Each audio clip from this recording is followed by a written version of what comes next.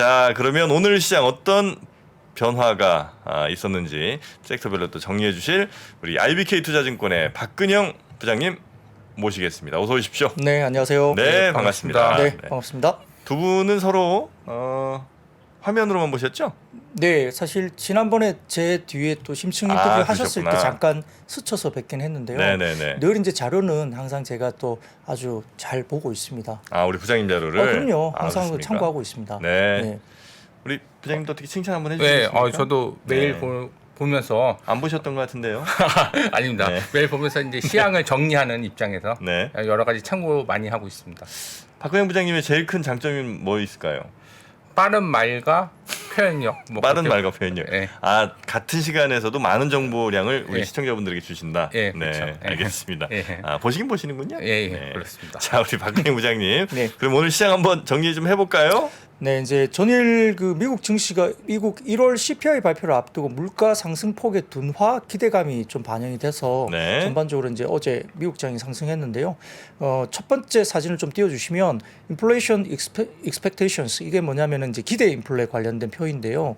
이 파란색이 이제 1년물 그리고 이제 빨간색이 3년 그리고 약간 그 제일 밑에 있는 갈색이라 보이나요? 이게 이제 한 5년 정도 되는 부분인데 이 1년 후 기대 인플레이션은 5%로 이제 전월과 동일했고 3년 후 기대 인플레이션은 2.7%로 전월보다 0.2% 포인트 하락을 했습니다. 네. 이게 조금 좋은 징조로 보였고요. 반면 이제 5년 후의 기대 인플레이션은 2.5%로 전월보다 0.1% 포인트 상승한 게 약간 그랬는데 아무튼 3년 후의 기대 인플레이션은 좀 꺾였다. 그리고 다음 사진을 보여주시면 네.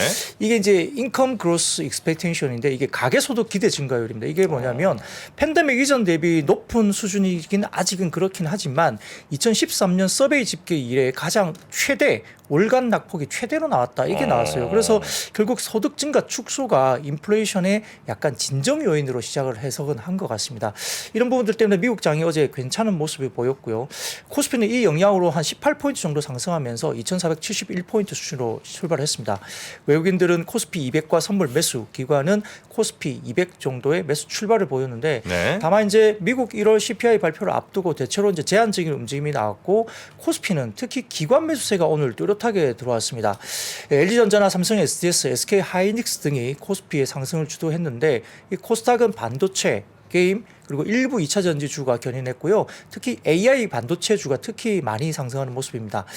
기관은 의약품과 전기가스 제외한 대부분을 매수를 했고요. 특히 금융투자가 10거래일 만에 순매수 전환했는데 이 특별한 펀더멘털의 변화가 없긴 했지만은 이 종목 장세 영향에 다소 최근 주춤했던 기술주들이 반등하면서 오늘 증시 상승으로 이어졌다 분석할 수 있습니다. 네. 원달러 환율은 그 1,260원 중후반대로 하락을 했고요. 네. 업종별로 보자면 TA항공, 제주항공 등의 LCC주 강세가 뚜렷했고 운수 장비는 하나에어로스페이스나 현대차 등 방산과 자동차 업종 중심으로 강세를 보였고 시총 상해단에서는 반도체, 인터넷주 반등 영향에 전기전자나 서비스업이 상승했습니다. 반면 금융당국 압박 부담에 KB금융이나 신한지주 등등 금융지주사 약세 보이면서 금융업은 다소 하락세를 보였고요. 통신업, 음식료품도 부진했습니다. 이 코스닥은 개인과 외국인 순매수 유입되면서 업종별로는 디지털 컨텐츠나 반도체가 강세였고 네. 특히 컴투스는 자회사 VR 게임 신작 흥행 소식에 장중 23% 급등각을 보였습니다. 게임주 전반적인 투자 심리의 온기가 확산됐고요. 반면 통신 방송 서비스라든지 오락 문화 섹터가 약세를 네. 보였습니다. 하나하나 이제 살펴보긴 하겠습니다만 오늘은 게임주 특히 이제 컴투스 같은 데가 좀 네. 기대가 좀 있었던 모양이군요. 좋습니다. 그러면 어떻게 하나하나 좀 가볼까요, 지금부터? 네, 이제 일단 그 CPI 시나리오 관련된 자료 간단하게 좀 CPI 시나리오. 예, 갖고 왔습니다. 사진을 좀 띄워주시면 네. JP모건에서 이제 관련된 CPI 시나리오인데요. CPI가 6%에서 6.3% 정도 사이에 나오면 65% 확률로 1.5에서 2% 정도 S&P 500이 오를 것이다. 그리고 이제 6.5 정도 이상 나오면 2.5에서 3% 정도 다운이 빠질 것이다. 뭐 이런 등등 JP 모건의 시나리오가 일단 나왔는데요. 이거는 그냥 참고 사항입니다. 뭐 그들의 그냥 주장이기 때문에 시장에 대한 이런 시나리오를 좀 가져와 봤다는 거고요. 그다음 사진을 좀 보여주시면 월스트리트 저널의 닉 티밀하우스 기자의 갑작스러운 그 트위터 코멘트가 나왔습니다. 아시다시피 닉 티밀하우스 기자는 이제 페드의 뭐 약간 알려진 뭐 대변인 같은 역할을 좀 하는 빨대 같은 느낌. 약간 그렇죠. 그러니까 네네네. 페드가 시장에 이야기를 하고 싶을 때 이 티밀하우스 기자의 입을 통해서 이제 말을 많이 하는데요. 네. 갑작스럽게 코멘트를 내면서 CPR을 기다리는 사람들은 2019년 페드의 레지듀얼 시즈널리티 이 보고서를 꼭 읽어봐라 이렇게 썼는데 그 요점은 뭐냐면 코어 인플레이션의 경우에는 일반적으로 상반기에는 생각보다 더 높게 나오는 경우가 많다. 네. 이렇게 이제 주장을 한 겁니다.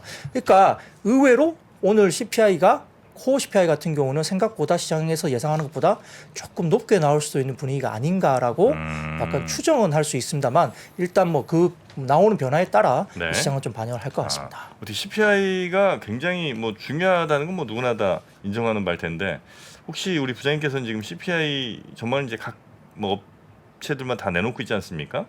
어떻게 좀 보십니까? 근데 저는 그 CPI도 중요하지만은 네. 그 우리나라에 지금 미치는 영향이 이제 환율 변수가 가장 크게 미친다고. 환율? 예. 네. 그러니까 환율에 따라서 외국인 매수와 매도가 결정이 되기 때문에 네. CPI에 따라서 환율 변수가 어떤 식으로 변하느냐, 음흠. 그게 가장 크게 관전 포인트로 보시면 될 것 같고요.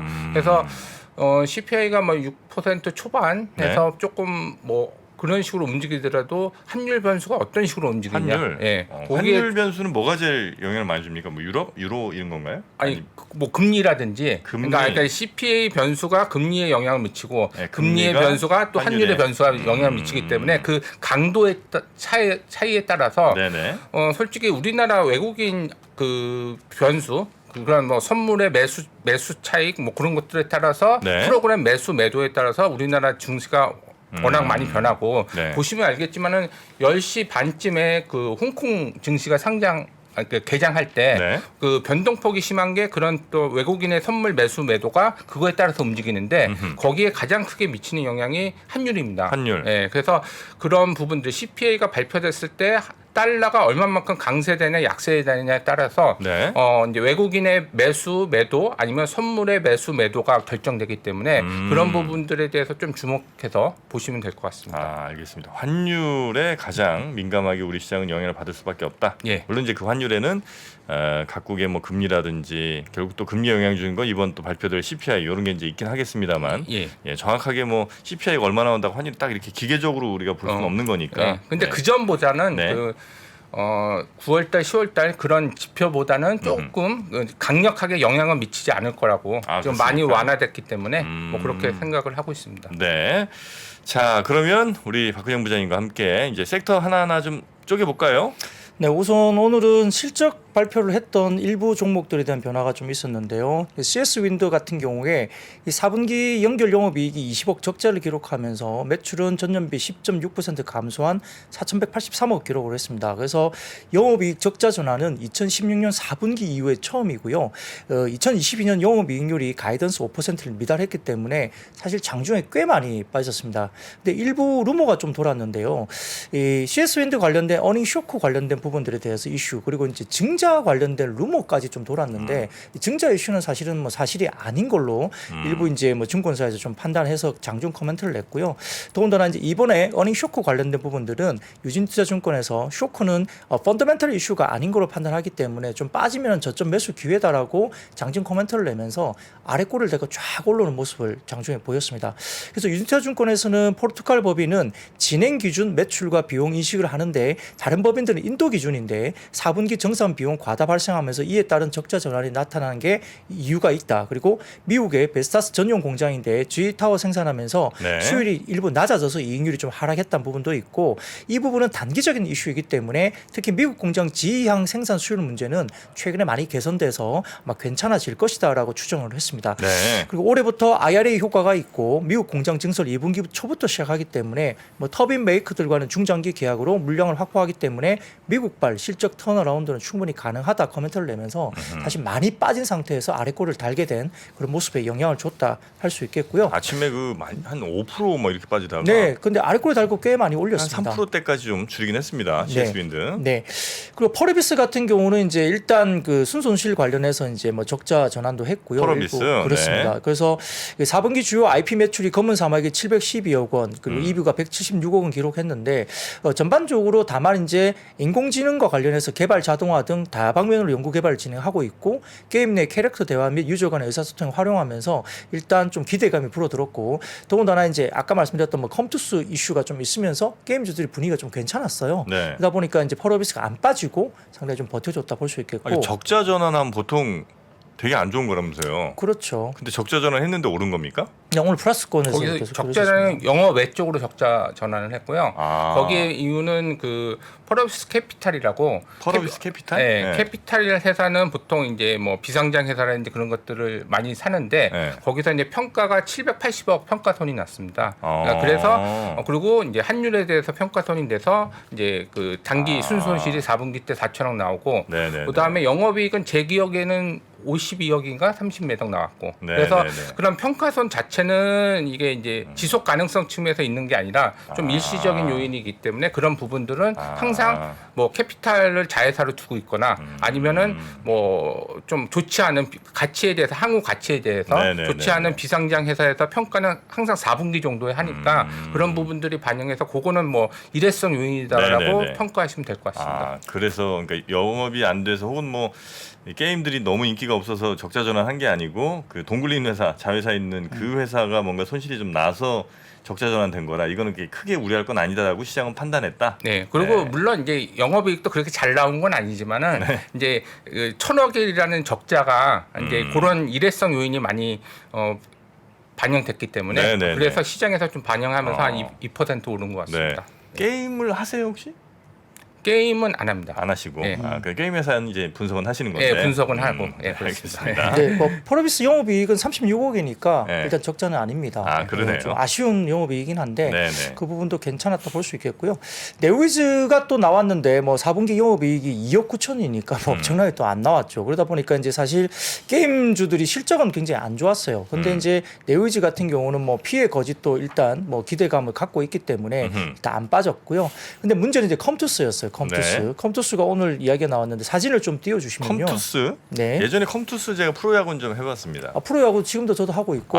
지금도 있어요 그거? 네. 아 그래요? 한 10년 전에 했던 것 같은데. 네, 지금도 하고 있고요. 네. 그다음에 이제 서머너즈 워가 결국은 이제 가장 큰 IP인데 일단 오늘 사진을 좀 띄워주시면 컴투스가 왜 그랬냐면 이게 이제 그 중국 쪽인데요. 네. 이게 이제 그 위쪽에 보시면은 노란색으로 넘버원 다 된 게 있을 아 겁니다. 중국 뭐 앱스토어 같은 건가 보죠? 네, 이게 이제 다크 스워드라는 그 컴투스의 VR 게임이거든요. 이게 중국어로 돼가지고 이게 중문이면 이게 암흑지검인가 뭐 모르겠습니다. 이게 정확하게 제가 좀 작아서 저도 안 보이는데 네. 영어로는 다크 스워드라는 그 게임이에요. 아 1등이에요 지금? 네, 그래서 이게 이 VR 게임인데요. 그 중국의 피코는 이제 VR 기기입니다. 중국 쪽에 만들어진 VR 기기인데 이쪽에서 피코 스토어 1위를 달성했다. 그러니까 VR 게임에서 피코 스토어에서 1위를 중국에서 한 거죠. 그러니까 현재 좀 의미가 좀 있다고 보는데 사실은 컴퓨터 같은 경우는 서머너즈워로 상당히 돈을 많이 벌었던 회사인데요. 단일작에 굉장히 좀 의존이 너무 강했기 때문에 그 뒤에 후속작에 대한 어떤 목마름이 되게 많아서 디스카운트를 되게 많이 받았습니다. 네. 근데 이제 이게 전반적으로 이제 새로운 VR 게임에서 중국의 피코 스토어에서 이제 1등을 했다 그러니까 이게 좀 주목을 받으면서 장중에 급등을 한 건데요.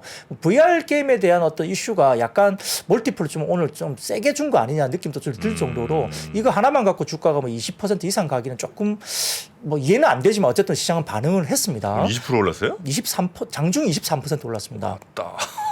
근데 문제는 네. 이 피코가 게임 유통 플랫폼 스팀에 따르면은 2022년 8월 기준 활성 기기 수가 28,600대 정도밖에 안 됩니다.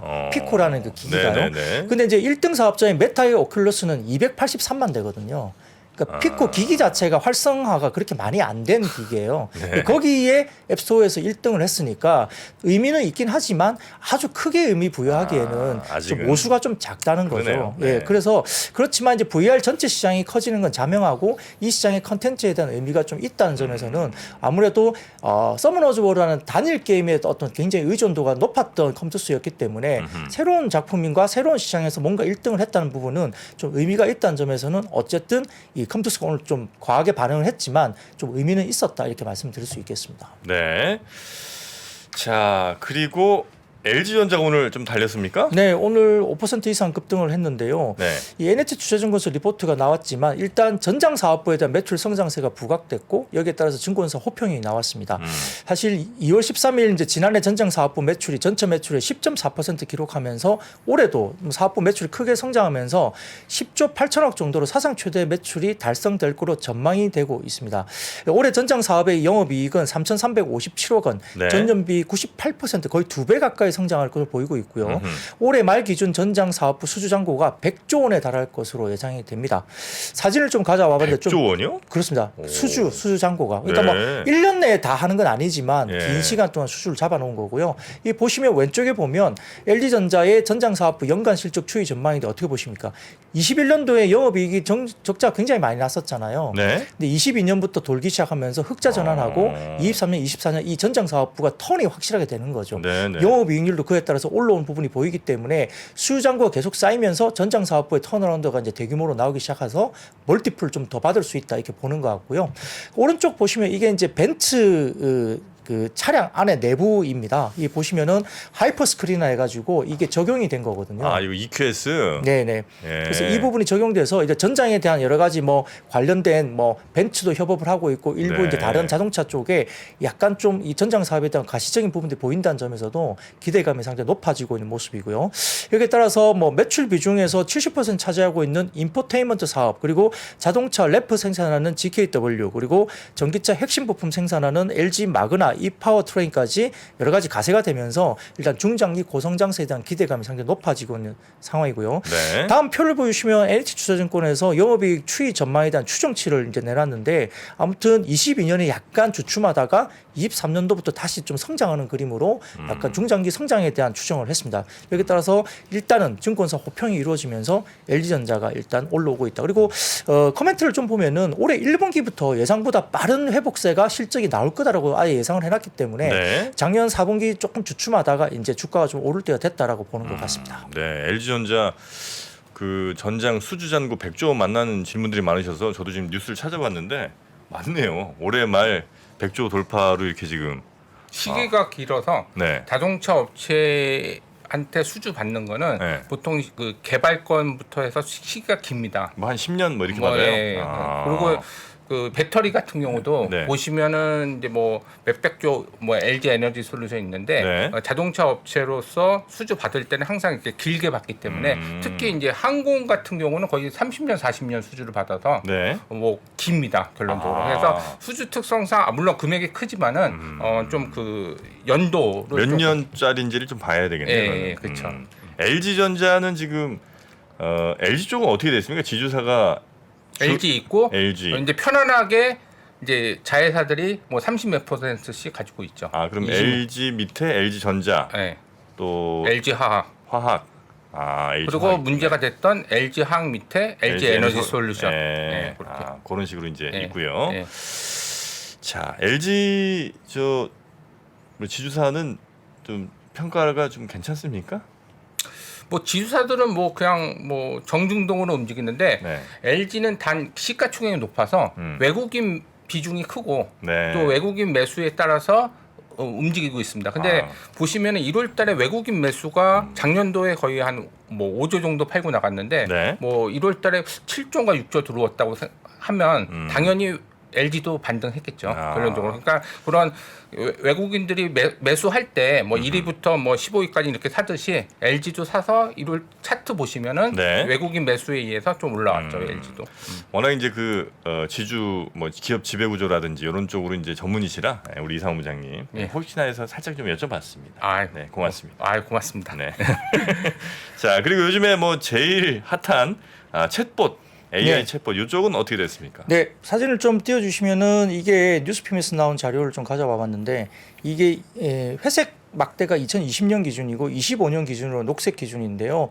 글로벌 대화형 AI 시장의 산업별 시장 규모 전망입니다. 이게 상당히 많이 증가하는 게 눈에 보이는데 물론 이제 전망치니까 약간 이게 뭐 정확성에 대한 부분은 뭐 나중에 지켜봐야 되겠지만 아무튼 성장에 대한 그림은 명확하다 볼 수 있는데 실제 챗GPT가 먼저 상용화된 미국에서는 네. 이미 부동산 중개업소에서 필수 뭐 앱으로 이야기하고 있는 것 같아요. 이걸 이용해서 챗봇을? 예, 부동산 중개를 하면서 뭔가를 하고 있다고 하는데 뭐 서칭을 한다든지 뭘 할 때 네. 챗봇을 써서 이제 중개업체에서 쓰고 있다고 이야기를 들리더라고요. 네. 근데 이제 챗GPT 인기가 커질수록 당연히 이제 GPU가 급증할 것으로 전망되고 있고 뭐 엔비디아가 독점적인 형태를 띠고 있지만 GPU 시장 2위인 AMD도 인수합병 등을 통해서 이제 시장 판세를 키우고 있고 네. AMD 같은 경우는 지금 GPU 라데온 시리즈 잘 알려져 있고요. 지난해 최대 프로그래머블 반도체 이게 FPGA라고 불리는데 이 자일린스를 진수하면서 전반적으로 좀 분위기를 타고 있습니다.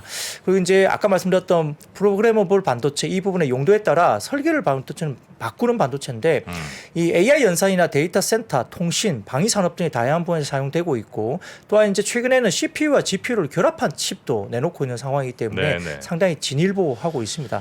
인텔은 최근에 이제 GPU 관련된 사업부를 전면 개편을 시작했고요. 엔비디아 입지를 또 추격하기 위한 행보에 굉장히 공격적으로 나서고 있고 지난 19년 말에 인텔은 이스라엘 AI 반도체인 스타트업인 하바나랩스를 인수한 이후에 본격적으로 AI 반도체 시장에 뛰어들었다 이렇게 나오면서 오픈 엣지 테크놀로지라든지 한미 반도체, 셀바스 AI 등이 강세를 보이는데 특히 한미 반도체가 최근에 갑자기 또 굉장히 주목을 받고 있는 모습입니다. 한미 반도체는 주로 뭐 하는 회사예요?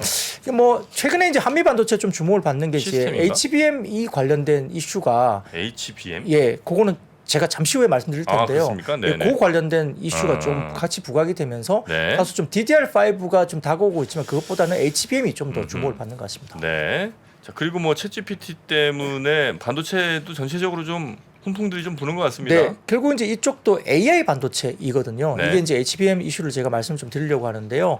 사진을 좀 띄워주시면은 AI 반도체 시장 규모가 2020년도 같은 경우는 121억 달러에서 뭐 굉장히 크게 23년도까지 전망치가 굉장히 많이 올라오고 있고 20년 대비 23년도는 거의 한 3배 정도 올라옵니다. 그러니까 AI 반도체가 상당히 급성장을 하고 있는 부분인데요.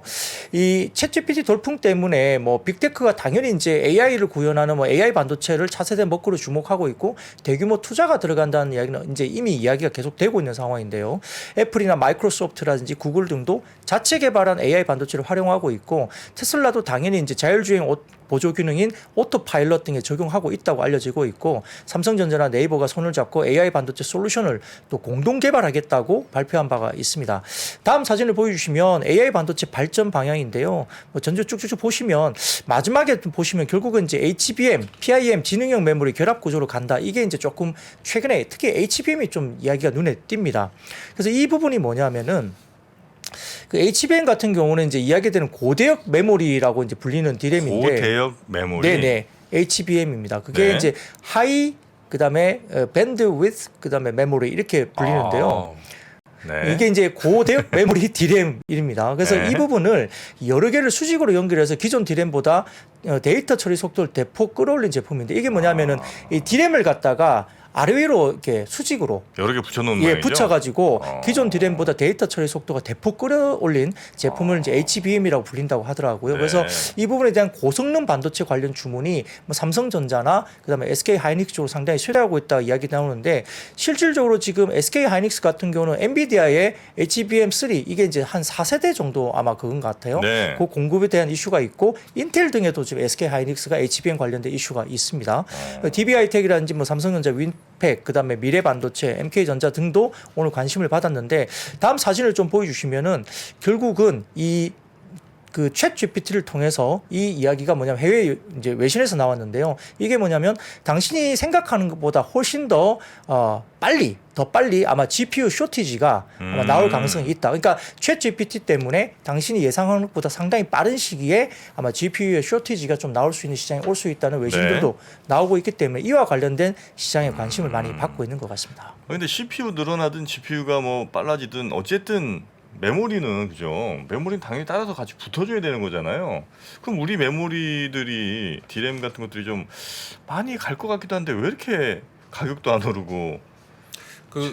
그러니까 뭐 첫째는 경기 이축 기대감이 네. 반영이 되면서 뭐 스마트폰도 지금 잘 안 팔리고 있고 네. 뭐 가전이야 뭐 말할 수 없이 이제 코로나의 기저 효과 때문에 많이 안 팔리고 있어서 그런 IT 기기에 대한 그런 부분들이 반영이 돼서 뭐 디램이든 빠지는데 이제 아까 말씀하셨듯이 GPU 같은 경우는 챗GPT를 사용하게 되면은 이제 추론을 많이 하기 때문에 네. GPU를 엄청나게 좀 많이 돌려야 됩니다. 옛날에는 슈퍼컴퓨터를 이용해서 2016년도에 그 이제 구글에 네. 이제 바둑 두면서 알파고. 알파고로 그렇게 네. 했었는데 지금은 어쨌든 챗GPT가 활성화되면은 네. GPU가 네. 많이 활성화될 수밖에 없기 때문에 네. 데이터 센터에 대한 투자가 많이 될 수밖에 없고 네. 그리고 그 마이크로소프트가 네. 그 2019년도에 네. 10억 불의 오픈 AI를 투자할 때는 주로 그 클라우드 방식으로 투자를 했습니다. 클라우드 지원 방식으로. 그렇기 때문에 지금 제일 중요한 거는 챗GPT를 유료화했기 때문에 네. 유료화한 이후에 돈을 지불하고 나서도 지금 많은 사람들이 부쩍부쩍 되고 있습니다. 그렇게 되면은 당연히 데이터 센터도 많이 지을 거고 그렇겠죠. 투자 확대가 되면서 GPU도 많이 소진될 수 있다. 그래서 오늘 같은 경우 반도체가 좀 오는 이유가 네. 그런 투자 확대에 대한 기대감 그런 것들이 많이 반영될 거라고 보고 있습니다. 사실 이제 챗GPT가 이제 너무 이렇게 한 번에 또 쏠리다 보니까 네네. 뭐 동시 접촉이 뭐 한 1,500만 명 이렇게 접속이 되다 보니까 네. 답변이 느려지고 속도가 느려지고 있대요. 네. 결국은 그러면 이제 메모리를 늘려야 되는 이슈가 당연히 생길 수밖에 없는데 유료화를 하더라도 뭐 하루에 들어가는 게 뭐 수십억씩 이제 뭐 이게 그 유지 비용이 들어간다 하더라고요. 네, 네. 그러니까 이제 유료화를 해도 감당이 안 될 정도의 뭐 적자도 나올 수 있다는 이야기가 있어서 아무튼 뭐 투자를 하는 입장에서도 그렇긴 하지만 안 갈 수는 없는데 네. 다소 지금은 굉장히 좀 투자를 더 늘려야 되는 구조로 볼 수 있습니다. 네. 이제 뭐 이거 아주 기술적인 거라 뭐 두 분이 꼭 대답하시라고 저 드린 질문은 아니고 예를 들면 그 자연어 처리잖아요. 그러니까 어쨌든 텍스트 처리를 하는 거잖아요. 지금 현재 챗GPT가 막 무슨 영상 만들어주고 이러진 않잖아요. 아닌가? 그래서 그런 예를 들어 뭐 자연어 처리로 텍스트로 뭔가를 해석하고 뭔가를 다시 만들어내는데도 리소스가 그렇게 많이 들어가나 하는 그냥 단순한 그냥 궁금증이 좀 들었는데 네 혹시라도 그 방식이 이제 그 아까 이제 말씀하신 그 제너레이티브 AI라고 해서 네. 생성형 AI인데 네. 이 챗GPT도 생성형 AI의 한 종류고 네. 아까 이제 그 말씀하신 대로 이제 테스트를 집어넣으면 그림이 완성되는 뭐 말 달린 뭐 병장 뭐 그런 것들 그림이 완성되는 거는 오픈 AI가 출시한 달리2라는 프로그램이 있습니다. 거기 하면은 글을 쓰면은 이제 그림이 자동으로 완성되는 되고. 이제 그런 부분들이 있는데 뭐냐면은 그 CPU에 들어가는 건 디램 쪽이 많이 들어가고 네. 그거는 이제 그 중앙 집중형 방식으로 하는데 네. GPU는 각자 이제 그래픽을 용도로 활용하기 위해서 GPU가 나온 거고 네. 근데 GPU가 여러 가지 부분들이 있는데 아까 말씀드린 대로 뭐 추론을 많이 하는데 학습 매개 변수가 1750개로 어떤 질문에 대해서 추론을 할 때 GPU를 계속 돌려야 되거든요. 네. 그러니까 그럼 GPU 수가 많이 용량이 딸리면 GPU 수가 많이 있을 수밖에 없는 거고 그런 거에 따라서 여러 가지 돌아가는 거고 그다음에 아까 이제 생성형 AI 같은 경우도 어떤 거를 작성하느냐에 따라서 틀리지만은 네. 그게 사람이 많이 모이고 많이 사용한다고 치면은 GPU의 개수는 많아질 수밖에 없다. 이렇게 보시면 될 것 근데 같습니다. 이건 너 언제 또 공부하셨어요? 예, 뭐 좀 해.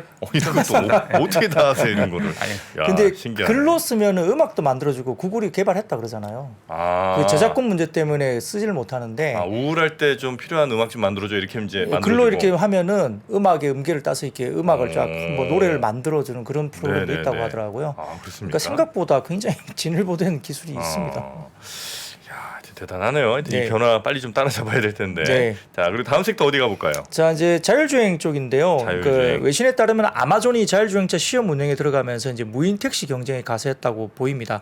그 아마존이 소유한 자율주행 스타트업인 죽스 이름이 죽스예요. 죽스? 예, GOX 죽스인데요. 이 캘리포니아 공공도로에서 승객을 태울 채 자율주행 택시를 시험했다고 밝혔고요. 뭐 사람의 통제 없이 공공도로에서 승객을 태운 것은 이번이 처음이라고 설명을 한 것 같습니다.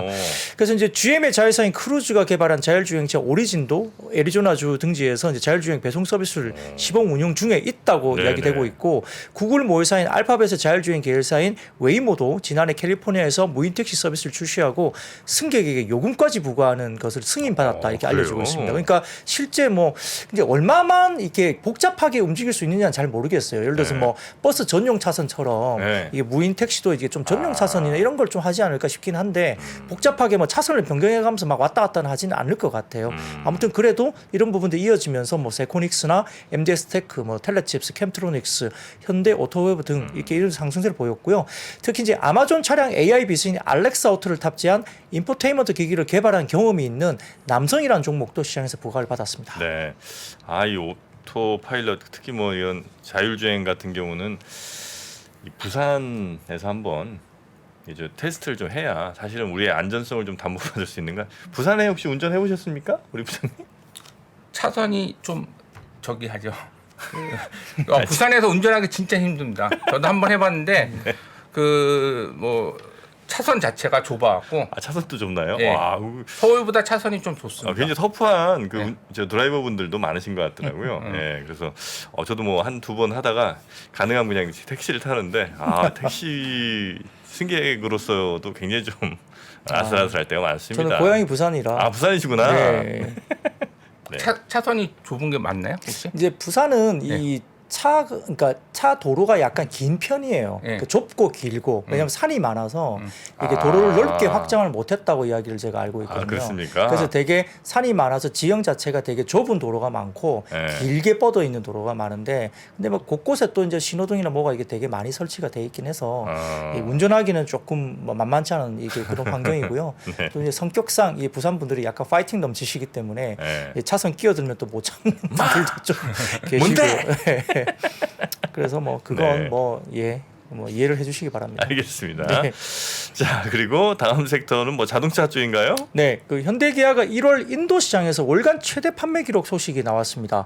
그 현대차는 올해 1월 전년 동기 대비 13.8% 증가한 5만 106대, 기아는 48.2% 늘어난 2만 8,634대 판매하면서 역대급 실적을 기록했습니다. 뭐 기아 뭐 인도 시장이 되게 큰 시장이잖아요. 그래서 양세 판매량은 7만 8,740대, 전년보다 24.3% 증가하면서 이전 월간 최대 기록인 2020년 10월에 77,626대보다 넘어선 수치로 발견됐습니다. 그러니까 SUV 판매 증가가 결국은 이제 인도 실적을 견인할 것으로 알려졌는데요. 또한 이제 그 국내 같은 경우도 6개월 연속 판매 증가세를 기록했다고 나오고 1월 같은 경우 특히나 국산차가 6.9% 증가했고 수입차는 7% 감소하면서 내수 시장도 국산차가 좀 굉장히 점유를 많이 했다 이렇게 이야기됩니다. 더군다나 현대모비스 같은 경우는 지금 사진을 하나 좀 띄워주시면 네. 이 공시를 통해서 이제 주주가치 제고 정책을 발표했고요. 3년간 뭐 투자할 현금 사역도 계획했습니다. 여기서 결국은 이제 뭐 자기 주식 1,500억 매입, 그 매입분 전략 소각 이게 나왔기 때문에 그러고 에이다스라든지 소프트웨어 등의 외부 투자에 3, 4조 원 정도 투입을 한다 이런 이야기가 나오면서 이 표와 같은 이슈가 일단 발견됐기 때문에 네. 배당 성향과 관련된 그리고 자사주 매입이나 소각 이런 부분들이 좀 이슈가 됐고요. 네. 그다음에 이제 문제는 뭐냐면 삼성증권에서 오늘 코멘트를 냈는데 현대차가 미국에서 OTA 평생 무료 이게 OTA 이야기했어요. 평생 무료? 네, 그게 뭐냐면은 올해 2분기 출시 예정인 아이오닉 6와 2024년형 모델부터 네? 커넥티비티 관련된 그 서비스, 그 블루링크 플러스 적용한 이 서비스를 평생 무료 서비스를 선언했습니다. 사진을 좀 띄워주는데요. 띄워주시면 이 커넥티비티 관련된 통합인데 이 서비스 뭐 이런 것들이 나오죠. 뭐 교통, 날씨, 뉴스, 기술도 쭉 나오고 있고요. 운용 체계라든지 이런 게 쭉 나옵니다. 네. 그래서 이제 이런 부분들이 향후에 이제 주행 정보 3D 애니메이션 제공까지 되는 뭐 디지털 통합한다 이렇게 이야기 나오는데 이런 것들에 대한 이슈가 있었고요. 네네. 그다음 사진을 좀 띄워주시면 현대와 기아의 미국 시장 판매 및 점유율인데요. 상당히 좋습니다. 22년도 보시면은 과거에 뭐 2000년도 뭐 10년도 8년도 9년도 이쪽에는 거의 가성비로 이제 이야기를 했잖아요. 현대기아 차량이. 네네네. 근데 최근에는 디지털 기술 경쟁력이 부각되고 블루링크 플러스 같은 일단 디지털 관련된 이슈가 또 부각되면서 퀄리티가 상당히 높아진 흐름에서 미국 시장의 점유율을 계속 높여가고 있는 부분이죠. 네. 그래서 현대기아 같은 경우는 미국에서 뭐 굉장히 좀 위기 때마다 파격적인 마케팅을 굉장히 많이 실시했던 경험이 있는데 일단 블루링크 플러스 같은 경우 디지털 서비스를 통해서 뭐 마켓쉐어 성장이라든지 뭐 고객 락인 효과도 예상된다 이렇게 삼성증권에서 이야기를 했는데요. 삼성증권의 추정은 25년 기준 현대기아의 미국 판매가 각각 100만 대를 돌파하면서 이익 성장까지 견인할 것으로 일단 코멘트를 했습니다. 여기에 따라서 이와 관련된 밸류 체인의 수혜주로 현대 오토웨버와 SL 두 종목을 코멘트를 냈고요. 여기에 따라서 두 종목도 오늘 그 주가가 상당히 좋았고, 네. 그리고 전반적으로 지금 다음 사진을 좀 띄워주시면 네. 오토모티브 그 뉴스 쪽에서 나온 건데 미국의 자동차 재고가 전월비 축소하고 있다, 이게 뉴스가 외신에서 나왔습니다. 자동차 재고가 네, 그러니까 팔린다는 이야기예요. 아, 예, 네네네. 그러니까 여전히 이 재고가 축소되면서 2019년 1월 절반 이하 수준까지 재고가 내려갔다, 이게 나오니까 네. 이렇게 경기가 좀 안 좋다 그러는데 팔리나? 이런 생각을 하게 된 거죠. 그래서 전반적인 자동차 sek터도 오늘 좀 온기가 불었다 볼 수 있습니다. 네. 그 OTA 아마 제가 이용한 것도 그럴 텐데 저는 이제 현대차를 잠깐 좀 한 2년 정도 탔군요. 이렇게 탔는데 그 제 차가 현재 어디 있는지를 제가, 그리고 어떤 상태인지를 제가 통신 통해서 제 스마트폰으로 볼 수 있습니다. 아주 편하죠. 네. 예. 그래서 저는 바꿨습니다. 차가 지금 어디 있는지를 실시간으로 다 본다니까요, 스마트폰으로. 그러면 안 되죠. 아예 안 될 건 또 없죠. 네. 그래서 그게 이제 동전의 양면 같은. 네. 그렇죠. 그래서 이제 조금 힘들 수도 있다. 그렇죠. 집에 계신 어느 분이 보고 계시겠죠. 그러니까 이게 네. 굉장히 좀 편한 기능이더라고요. 네. 알겠습니다. 좋은 기능이죠. 좋은 기능이죠. 안전하게. 내 차를 누가 가져가면 바로 나한테 신호 오니까. 그 저는- 멀리서 예. 저는 항상 뭐 이게 영상 통화로 이제 그렇습니까? 하니까요. 예, 네. 더 확실하죠. 그 멀리서도 그래서 제가 직접 제어할 수 있어요. 뭐 문 잠궈라, 혹은 뭐 히터 켜라, 이런 거를 다 온도 조절 이런 것도 다 됩니다. 그렇죠. 겨울철에는 이제 꽁꽁 얼어 아주 있으니까 좋죠. 내려가기 전에 미리 이제 이렇게 시동 걸어놓고 네. 히터 틀고 이렇게 해놓죠. 예. 근데 그래서 바꾼 건 아닙니다, 여러분. 자, 다음에 아까 말씀 주셨던 그 LCC. 네네. 네. 그 하나증권 보고서를 냈는데요. 자, 그냥 표를 좀 띄워주십시오. 이게 보시면은 24년 전 세계 국제선 여객 수송이 이제 코로나 이전 수준을 회복할 것을 전망하는데, 이 표 보시면 23년도는 2019년 기준이 100인데요. 2023년도는 어느 정도 회복을 쭉 하고 올라오면서 24년 이후부터는 이제 19년도 코로나 이전 수준의 회복이 쭉 될 걸로 보는 것 같습니다. 해외여행 수요 동향을 가늠할 수 있는 선행지표인 여권 발급 동향도 다음 사진을 좀 띄워주시죠. 국내 여권 발급량 추이인데요. 이 보시면 굉장히 많이 올라가고 있잖아요. 그래서 이제 여권 발급도 실질적으로 여권 발급 관련된 추이가 굉장히 기하급수적으로 올라갑니다. 이 여권 발급량은 지난해 283만 건으로 코로나19 이전에 60% 수준까지 회복을 하고 있고요. 특히 4분기 여권 발급은 2019년 4분기를 20% 가까이 상회하고 있습니다. 여권을 굉장히 많이 발급해서 해외 여행을 갈 걸 보고 있고요. 네. 저희도 지금 집에서 오늘 이제 뭐 해외 쪽으로 나갔습니다. 아이고, 어떻게 하면 좋아요. 힘들죠. 네. 가족분들이 다 가신 거예요? 네, 그렇습니다. 우리 부장님 혼자 남으시고. 네, 혼자 아유, 남았습니다. 참 많이 힘드시겠다. 네, 많이 힘들고요. 아무튼 이제 그런 부분들 때문에 이제 해외여행 수요가 상당히 많아지고 있는데, 네. 아무튼 뭐 특히 이제 그 일본 노선 회복세가 두드러지고 있고 이런 네. 부분들이 상당히 좋아지는데, 다음 사진을 좀 띄워주시면 그 작년 4분기 기준 국제선 지역별 여객 실적인데요. 탑10을 보면 역시 이제 일본이 상당히 많고요. 그다음 베트남, 미국, 태국, 필리핀, 싱가포르 이런 순서로 나가고 있는데, 일본도 2019년 기준 회복률이 아직도 73% 정도 수준이고요. 그다음에 베트남도 51%, 미국이 83% 어느 정도 괜찮은데, 아래쪽 보시면은 중국, 홍콩 보면 거의 뭐 중국은 3.8%입니다. 네. 그러니까 거의 이제 중국은 아예 거의 안 간다 볼 수 있겠고요. 홍콩도 20%니까 굉장히 없죠. 그러니까 만약에 이런 부분에서 한국 정부가 중국 내 한국행 단기 비자 발급을 재개함에 따라서 중국도 상호주의 원칙 아래 아마 재개를 할 가능성이 높기 때문에 아마 상호 교류가 이제 2, 3분기 정도 되면 좀 이게 올라올 수 있어서 수요에 대한 뭐 성장 이복도 상당히 좀 기대를 할 수 있다 볼 수 있습니다. 네. 여기에 따라서 LCC 관련된 종목들이 상당히 좀 괜찮았다 볼 수 있습니다. 네. 자, 그리고 다음 섹터는요? 네, 뭐 건설기계 쪽인데 역시 이제 러시아 우크라이나 휴전 관련 결의안 미국 그 하원의 어떤 부분에서 결의안을 제출했다는 소식 때문입니다. 이게 결국은 이제 뭐 휴전 이제 어느 정도 하자 이야기를 하는 거잖아요. 휴전. 네. 그래서 이제 좀 전쟁 무기 그만주고 휴전하자라고 이제 지금 이 관련해서 하원 쪽에 이 관련된 결의안이 제출됐다는 소식이 있고요. 또 외신에 따르면은 세계은행 쪽에서 여러 가지 부분에서 지금 그 튀르키예와 그 시리아 재건에 수십억 달러의 비용이 들 것으로 예상하고 있고 또 세계은행이 이미 튀르키예와 시리아에 약 18억 달러를 지원하기로 약속했다고 언급이 됐기 때문에 이와 관련해서 뭐 강진, 뭐 지진이라든지 이런 부분들 때문에 경제적 손실에 대한 이슈가 있어서 건설 기계 업종들이 다소 조금은 수혜를 볼 수 있지 않을까 기대감에 관련된 종목들이 좀 올랐다 볼 수 있습니다. 네. 참고로 좀 말씀드리면 네네네. 그 어제 중국 굴삭기 한 업체가 상한가를 갔습니다. 그래서 왜냐면 기업 대출에 대해서 많이 늘었다고 해서 네. 앞으로 기업 대출을 받아서 이제 부동산을 조금 살릴 수 있지 않을까 그런 기대감으로 인해서 어제 이제 중국 굴삭기 업체가 상한가를 가면서 우리나라도 현대주상인프라가 5% 이상 올랐고 네네네. 그런 부분들이 올해 좀 중국 그 시장 규모를 한 13만 대, 보통 잘할 때는 한 20만 대 정도 됐었는데 네. 13만 대에서 이제 기조 효과가 올라오면서 이제 그 부분이 좀 3월 이후에 좀 반영되면은 건설기계, 굴삭기 업체도 좀 괜찮아질 거라고 보고 있습니다. 그 굴삭기 만드는 나라가 전 세계적으로 아주 많지는 않죠? 아닌가요? 뭐 예를 들면 일본, 우리나라, 중국, 미국, 또 독일? 그 정도 되죠. 그렇죠. 예. 뭐 굴삭기 제가 다른 나라 그리고, 브랜드들 많이 못 본 것 같아서. 그리고 오늘 좀 특이하게 오른 건 진성 TC가 어제 장 끝나고 실적을 발표했는데 걔네의 매출 비중이 70%가 캐터필라입니다. 그래서 실적이 4분기에 잘 나오면서 네. 오늘 한 4%에서 5% 특이하게 좀 오른 경향이 있습니다. 네. 자 그리고 오랜만에 디스플레이 소식 갖고 오셨군요. 네, 뭐 사실 지난 한 목요일, 금요일 정도에 나왔던 뉴스이긴 합니다만 오늘도 반영이 됐습니다. 최근에 OLED 쪽에 긍정적인 내용이 많이 나오고 있는데 삼성 디스플레이가 8.7세대 OLED 투자 규모를 4조 1천억 정도로 산정을 했다라고 소식이 나왔고요. OLED 관련된 소재주가 오늘 특히 강세를 보였습니다. 아이패드, 맥북이 이제 OLED로 전환을 시작하면은 뭐 중장기적으로 노트북이라든지 태블릿 같은 쪽도 긍정적으로 이제 OLED로 대체될 가능성이 높게 형성될 수 있고요. 이게 보면 뭐 당연히 이제 아이폰보다는 대수가 적지만 이 면적 규모로 보면은 거의 아이폰만큼의 이제 시장이 다시 열리는 겁니다. 여기에 따라서 이 면적 기준으로 봐서는 수요가 상당히 늘기 때문에 사실은 그 소재 업종 같은 경우는 굉장히 좋아질 수 있는 환경이 된다 볼 수 있겠고요. 네네.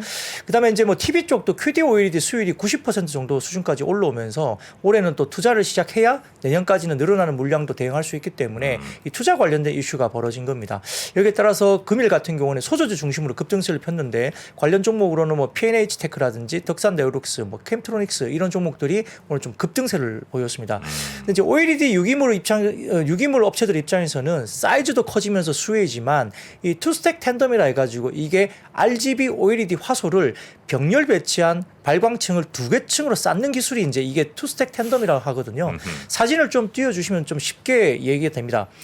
이 보시면 왼쪽이 이제 아까 말씀드렸던 싱글 스택이고요. 네. 오른쪽이 이제 투스택 텐덤 구조이니까 더 많이 쌓아 올린다 보시면 될 것 같아요.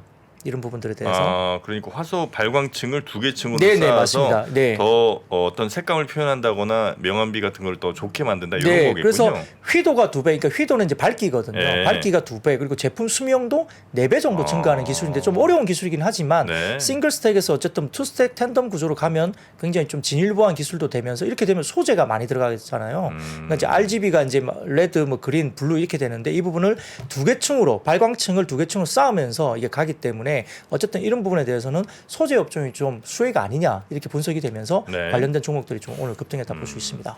그 OLED 같은 경우에 저도 이제 이번에 뭐죠 그 삼성 갤럭시북인가? 거기 이제 노트북이 새로 나왔어요. 믿어주세요. 네네. 나왔습니다. 네, 네. 그래갖고 이제 그거를 어떻게 또 집에서 이제 한 대를 이제 구매를 했는데 거기 OLED더라고요 패널이. 보니까 16인치쯤 되는데 15.8인가 하여튼 그래서 16인치쯤 되는데 뭐 말이 16인치지 이 스마트폰이랑 대보니까 대충 한 10개쯤은 쓰는 것 같아요. 10배 정도 되는 것 같더라고요. 면적 기준으로는 그럴 네, 수 면적 있죠. 기준으로. 네. 그렇게 보면 이번에 거의 뭐 초도 물량이 거의 완판된 것 같은데 네. 이런 쪽으로도 많이 팔리면 OLED 디스플레이 쪽도 괜찮지 않을까 하는 기대를 저도 이제 물건 좀 보면서 했습니다. 네. 별 중요한 얘기는 좀 아니었네요. 아 근데 굉장히 중요하죠. 네. 생활에서 그걸 보고 이제 투자 아이디어를 얻는다는 것은 네. 굉장히 첫 중요합니다. 번째는 뭐 아이폰이 OLED로 좀 내면 네. 우리나라 삼성 디스플레이든 LG 디스플레이든이 네. 좀 여태까지 투자했던 게 써먹을 수 있는데 어. 그게 자꾸 미뤄지면서 아직 애플 아직도 OLED 아니에요? 예. 아직 예. 아, 그래? 아이폰은 예. 아 그렇습니까? 예. 아 그럼 OLED 해야지. 예, 아이폰 빨리 OLED 적용하시기 바라겠습니다. 이제 애플이 네. 그래서 이제 대항마로 이제 퀀텀 닷 기술을 계속 했잖아요. 그게 LCD 기반인가요? 퀀텀 닷이. 어쨌든 그 삼성이 OLED를 하니까 이제 거기에 따라가기엔 돈이 너무 비싸고 비용 문제 때문에 이제 퀀텀 닷 기술을 하면서 이제 좀 많이 했던 부분인데 네. 어쨌든 뭐 그런 대체 기술로 이제 좀 반응을 하고 있습니다만 OLED가 아무튼 아이폰보다는 대면적의 뭐 이렇게 태블릿이나 노트북 쪽으로 간다고 하면 그래도 면적에서는 굉장히 의미가 있기 때문에 소재 네. 업종은 굉장히 좋을 것으로 보입니다. 그 애플 아이패드 같은 경우는 아마 OLED 그 채택한 게 아마 프로 제품인가 있을 겁니다. 그리고 하나가 아마 예, 하만가 뭐 있을 것 저는 같아요. 정확한 기억은 예, 아닌데 예. 점점 이제 어쨌든 고가 제품들은 OLED로 가는 게 예, 트렌드가 아닌가 하는 생각도 좀 해보고요. 다음 섹터 하나만 더 볼까요? 네, 사실은 뭐 오늘 정유주가 좀 안 좋았습니다. 네. 근데 이제 전일 유가가 좀 하락했는데요. 이슈가 하나 있었습니다. 그 미국이 다음 4월에서 6월 사이에 전력 비축유 2,600만 배럴을 방출할 것으로 발표를 했습니다. 그러니까 이제 시장이 더 푼다는 이야기잖아요. 이게 러시아가 50만 배럴 정도 이제 감산한다 이야기 나오니까 여기에 대한 아마 대응으로 좀 보이는데요. 여기에 대해서 유진투자증권이 이제 장중에 또 코멘트를 좀 냈는데 네. 실질적으로 이제 방출량이 2,600만 배럴인데 현재 미국 에너지부는 약 3억 7,100만 배럴 정도 감소한 전략 배출률을 보충하기 위해서 방출을 과거에 중단한다고 이미 밝혔었습니다. 근데 이제 갑자기 이번에 방출 발표를 하면서 일단 미국 그 SPR 그러니까 전략 배출률가 약 3억 4,500만 배럴로 떨어지게 됩니다. 그래서 이제 바이든 정부가 이제 뭐 여러 가지 부분에서 전략 배출률 방출을 하면서 1억 8천만 배럴 방출을 했는데 여기에 대해서 뭐 인플레이션 잡기 위한 뭐 바이든 행정부의 꼼수가 아니냐 되게 비판도 많았어요. 근데 어쨌든 백악관은 기존의 WTI 가격이 이제 배럴당 67에서 72달러 정도 수준, 그러니까 한 70달러 언저리 수준 되면 아마 전략 배출률을 매입하겠다고 발표를 했는데 지금 문제는 이제 유진투자증권이 이야기를 한 것은 이겁니다. 미국 에너지부가 전략적 비축률을 보충할 충분한 자금을 가지고 있느냐에 대한 이야기를 하고 있는데요. 네. 그 미국 정부가 지난해 전략 배출률을 배럴당 96달러 수준으로 1억 8천만 배럴을 팔아서 173억 달러의 차익을 얻었습니다. 그런데 최근에 법안에 따라 173억 달러 중에 약 125억 달러가 의회에 배정돼서 나머지 남은 금액이 이제 실제 구매력은 48억 달러 정도입니다. 그러니까 앞으로 배럴당 70달러 정도 수준으로 전략 배출률을 보충할 수 있다 하더라도 전략 배출량은 7천만 배럴 미만이고 결국은 이제 4억 1천만 배럴 정도까지는 복구가 안 된다는 거죠. 그러다 보니까 결국 이게 전략 배출률 수준이 1984년 수준에 불과하기 때문에 네. 여전히 아주 낮은 물량입니다. 그래서 전체적으로 지금 추가적으로 매입할 수 있느냐 문제도 있고요. 그 다음에 터키가 뭐 강진이나 여러 가지 이슈가 있어서 뭐 100만 배럴 그리고 러시아도 50만 배럴 감산이 있어서 공급 차질이 있고 중국에 또 리오프닝이 되면은 시장에서는 100만 배럴 정도 수요가 더 늘 걸로 보고 있기 때문에 원유 시장이 일단 그 좀 상방향으로 가는 게 아니냐 계속적으로 이야기가 나오는 부분이 있기 때문에 네. 아마 유가에 대한 흐름을 좀 보셔야 될 걸로 보입니다. 네.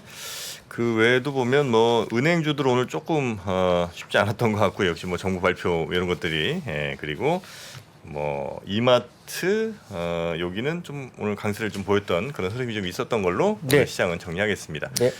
우리 박근영 부장님의 시장 정리는 어디서 볼 수 있을까요? 3프로 TV 앱에서 제가 작성한 원고 본 그 오리지널 원고를 그대로 다 보실 수 있습니다. 맞습니다. 저희 3프로TV 앱에 들어오시면 항상 받아보실 수가 있고요. 또 이 중요한 자료들 실시간으로도 볼 수 있는 방법이 있으시니까 저희 3프로TV 앱에 들어오셔서 확인하시면 좋겠습니다.